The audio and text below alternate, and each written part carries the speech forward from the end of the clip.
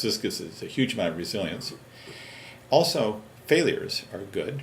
I mean, are able to be handled and easily. Because if something goes wrong and you lose a packet, for example, because, I mean, we're really talking wires here, and things do happen out in the physical world, then when the publisher reconstructs the novel in New York City, there will be a missing paragraph someplace, and that corresponds to a packet that got lost. So what happens on the internet, and what the publisher would do, is contact you and say, oh, well, we missed packet 205 in your novel, please resend. And this is what happens on the internet. And the benefit of having that facility available is that if things get too busy, and the internet just feels like it's getting really overloaded, it's being bombarded by things, the intermediate routing nodes and things like that can just flush packets. They can just drop them. Who cares? Okay, because if the message is incomplete at its destination, the destination will find out about it and will request the resend. And so request of the of the sender. You won't necessarily get a message in your inbox that says please resend. No. You don't. No, the system completely sets this. This is all transparent to you. You can't tell that this is what's happening. So when email messages are so small, they tend to, in present day IP packets, they tend to fit just fine.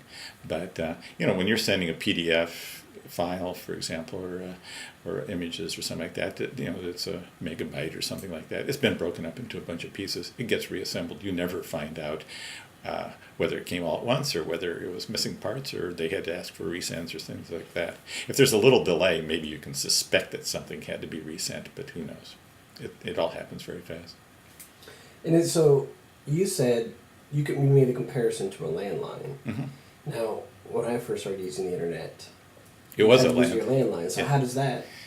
Right. So an important thing about the internet is when we're connected to the internet. I have a wire here, my house, that goes to the internet. Actually, it goes to my internet service provider, ISP, and that's basically a person who has wires to everybody's house. And he actually is the guy who connects up to the internet. He has a gateway to the internet, and so he's able to send things out. So all day, my connection to the internet is really not always connected. I'm always connected to my ISP. So that means that I can get things to the ISP. And the ISP just sends these things out as needed. But the gateway only accepts packets and delivers packets, and is only active in connecting to the ISP the moment that it's transmitting a packet. The moment the transmission's over, it's over with. So the connection, so it's true. And when you had the landline before, you were, again, just connected to the ISP, and the ISP connects to the internet. So think about it as the endpoint is a little bit different than the midpoints.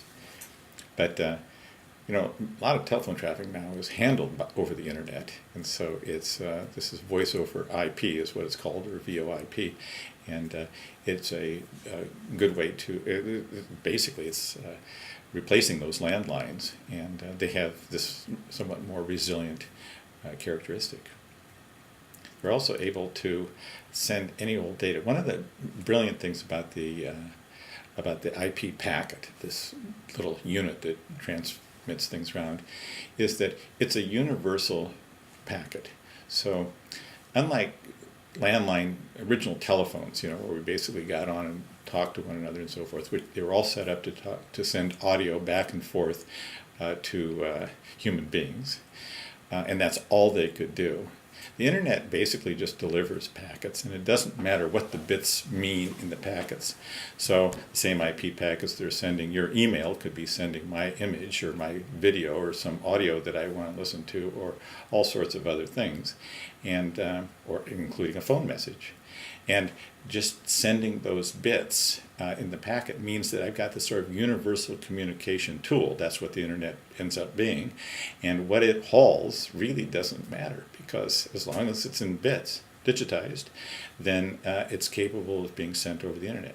All you need to do is know the size of it, break it up in these little parts, and slap the address on there, and you're set to go. So it's a really, I think, very universal tool. And so this IP packet, the postcard analogy you used, You said about email, but is that how everything works? So if you're watching a video online, same thing. If you're looking at Huffington Post, the article comes onto your computer by all those things being taken apart and reassembled. Your phone conversation has this characteristic. If you're using voice over IP, what seems to you to be a continuous conversation is not continuous at all. You basically take in a stream of audio, it gets digitized, it gets put into an IP packet, it gets shipped to the phone company at the other end, it gets, that process is reversed, and you hear the sound coming out of the phone. It seems continuous to you, but this is all running very, very fast, and so it's possible to, take a tenth of a second or something like that of audio, I mean some quantum of audio, and do that over and over and over again, and it sounds to you like it's continuous speech or a continuous video or audio or whatever, but that's exactly the process. Cool. Thanks, Larry. Yeah.